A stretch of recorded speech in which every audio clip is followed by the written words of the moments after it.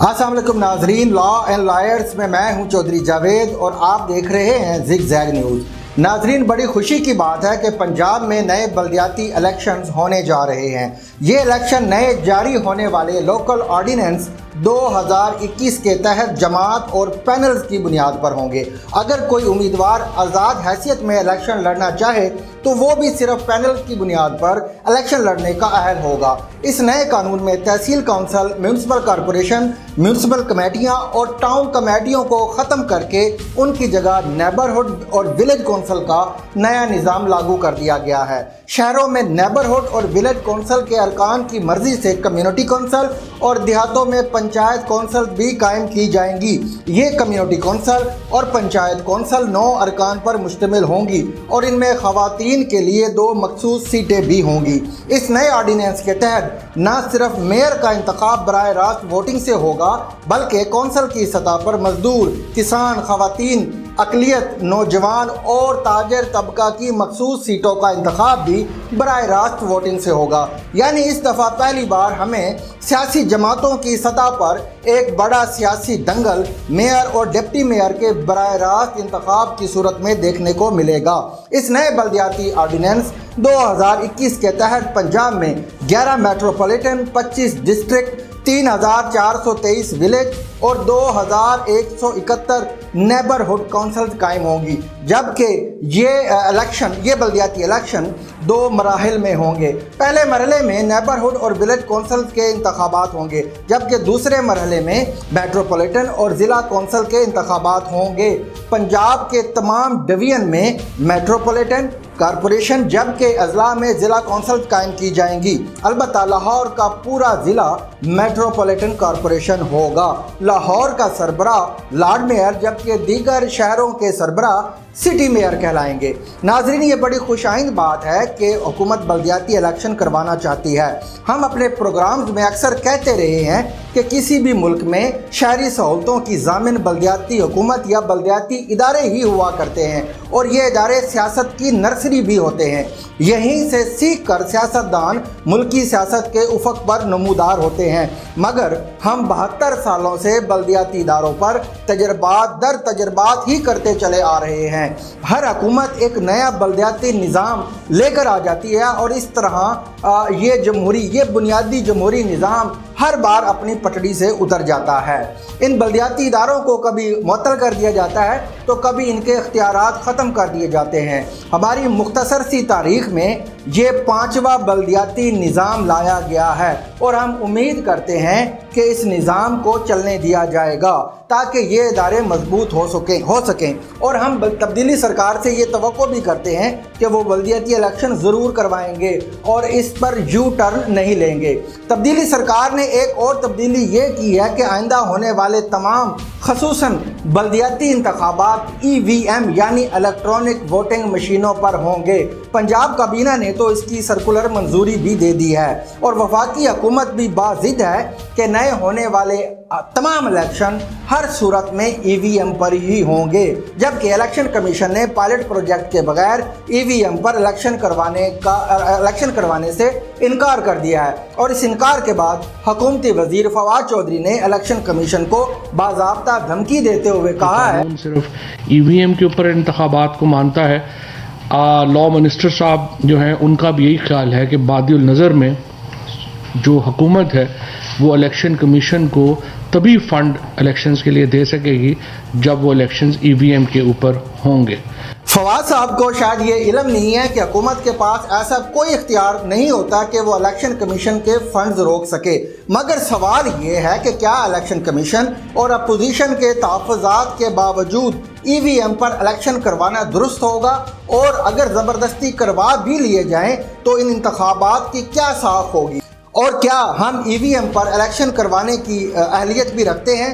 नाज़रीन, पाकिस्तान के 2.5 lakh polling booth हैं और हर बूथ पर 3 मशीनें यानी voter identification machine, ballot unit और बैलेट प्रिंटर्स दरकार होंगे। यानी कम व बेश 10 लाख मशीनें। हम इतनी जल्दी इतनी मशीनें कैसे हासिल करेंगे? इन सवालों के अगर जवाब मांगे जाएं تو یہ کہا جاتا ہے سب ہو جائے گا، بس آپ نے گھبرانا نہیں ہے۔ جبکہ حقیقت یہ ہے کہ دنیا میں اس وقت 120 جمہوری ممالک ہیں اور ان میں سے صرف 20 ملک EVM پر الیکشن کرواتے ہیں۔ ان ملکوں میں پیراگوئے، قازقستان، لیتھونیا، نمیبیا اور وینزویلا جیسے چھوٹے ممالک شامل ہیں، اور ان میں سے بھی زیادہ تر ملک صرف بلدیاتی الیکشن کے لیے EVM کو استعمال کرتے ہیں۔ امریکہ اور بھارت دو بڑے ملک ان 20 ملکوں میں شامل ہیں جو EVM پر جنرل الیکشن بھی کرواتے ہیں، مگر EVM پر شفٹ ہونے کے لیے ان ملکوں نے دہائیوں کا سفر کیا ہے۔ دنیا کی سب سے بڑی جمہوریت بھارت کو EVM پر شفٹ ہونے کے لیے 20 سال کا عرصہ لگا، حالانکہ یہ EVM مشینیں وہاں 30 سال پہلے ہی متعارف ہو چکی تھی۔ 120 ممالک میں سے چند ملکوں کا ان EVM پر انحصار کرنا یہ ثابت کرتا ہے کہ یہ مشینیں قابل اعتماد نہیں ہیں، وگرنہ دیگر تمام جمہوری ممالک بھی انہی مشینوں کے ذریعے الیکشن کروا رہے ہوتے۔ دوسری حقیقت یہ ہے کہ ان مشینوں کے ذریعے ہونے والے الیکشن پر بہت بھاری اخراجات ہوں گے۔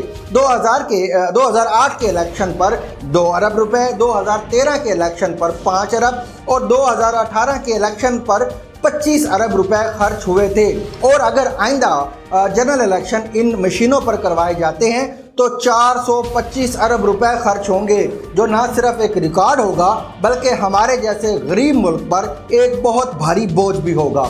جو حکومت دمیر بھاشا ڈیم کے لیے 1000 ارب روپے اور فاٹا کے لیے صرف 100 ارب روپے کا بندوبست نہ کر سکی، وہ 425 ارب روپے ان مشینوں پر کیسے اور کیوں خرچ کر رہی ہے، یہ بات سب کو مشکوک کر رہی ہے۔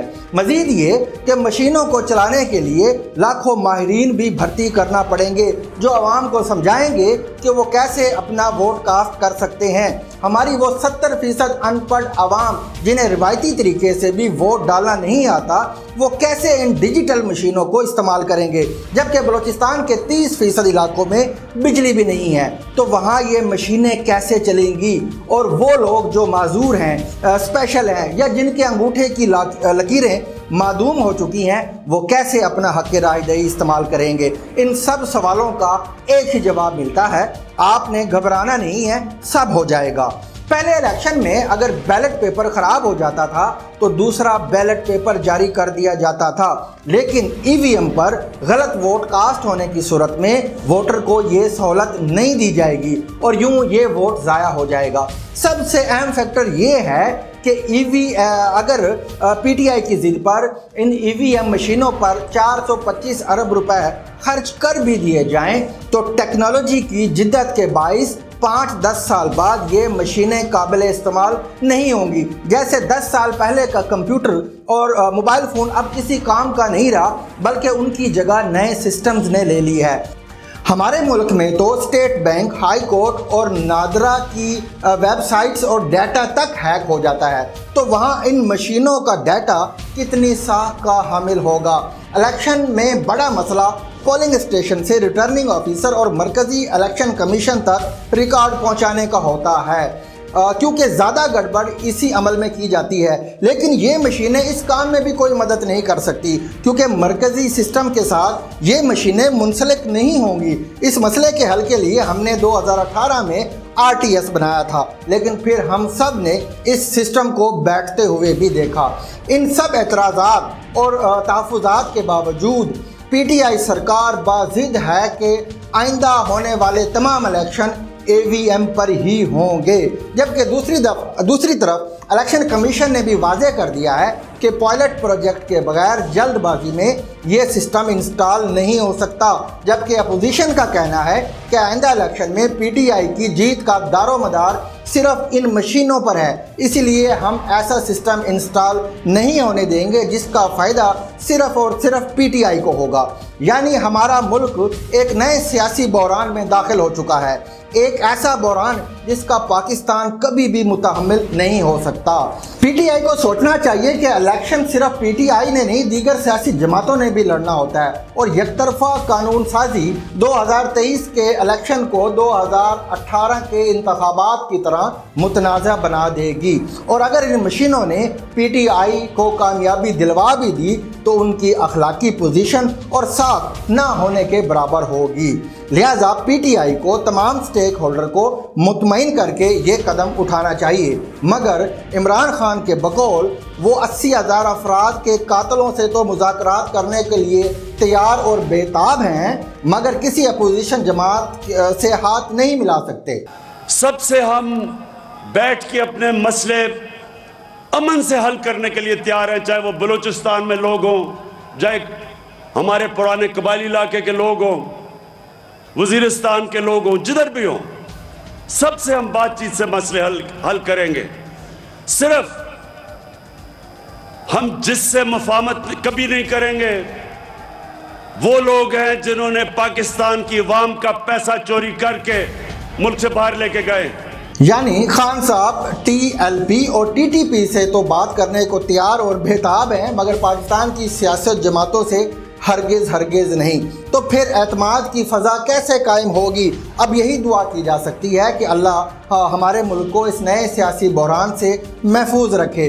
और सबसे आखिर में ये कि खैबर पख्तूनख्वा के बल्दियाती इलेक्शन में PTI नॉकआउट होने के बाद क्या मार्च में पंजाब में बल्दियाती इलेक्शन करवाने की पोजीशन में है? क्योंकि हमारे ही प्रोग्राम में साबिक सेक्रेटरी इलेक्शन कमीशन जनाब कंवर दिलशाह साहब कह चुके हैं कि उन्हें नहीं लगता कि मार्च में पंजाब हुकूमत बल्दियाती इलेक्शन करवाएगी। उन्होंने क्या कहा था, ज़रा सुनिए। नए इलेक्शन जो कि मार्च में होना है और इस सूरत हाल में हो सकते हैं? इलेक्शन का होते तो हमें तो नज़र नहीं आ रहा, इस लिहाज से कि जो ही ये इलेक्शन जारी होगा उसमें बेपनाह मुकदमा सुप्रीम कोर्ट में, हाई कोर्ट में पेश हो जाएंगे, क्योंकि तमाम इख्तियारात उन्होंने दे दिए हैं डिप्टी कमिश्नर को। लोकल गवर्नमेंट आइन के आर्टिकल 140 की खुला खिलाफ वर्जी करते हुए वो तमाम इख्तियारात डिप्टी कमिश्नर को चले गए, फाइनेंशियल भी, इंतज़ामी मामलात में भी, और लोकल गवर्नमेंट के तो बराए नाम भी रह गए। इस लिहाज से ये भी हाई कोर्ट, सुप्रीम कोर्ट में मुकदमा दर्ज हो जाएंगे, केस जाएगा। तो ये ज़ाहिर है कि ये सारे मामले तय हो रहे हैं, लेकिन हुकूमत के जो बाअसर ब्यूरोक्रेसी जो है वो आज़ादाना इंतखाबात करवाने की राह में भी हाइल है और इनको इख्तियारात देने के बारे में वो रुकावटें पैदा कर रही है। असल मामला ब्यूरोक्रेसी का चल रहा है और इस इमरान खान साहब ज़ाहिर है इंटरनेशनल लेवल पर काम करते जा रहे हैं, उनकी निगाह इधर नहीं जा रही। और नाज़रीन, आज के लिए बस इतना ही। अपना फीडबैक सोशल मीडिया के ज़रिए ज़रूर दीजिएगा। इंशाअल्लाह ताला अगले प्रोग्राम में एक नए मौजू के साथ दोबारा हाजिर खिदमत होंगे। तब तक के लिए खुदा हाफिज़।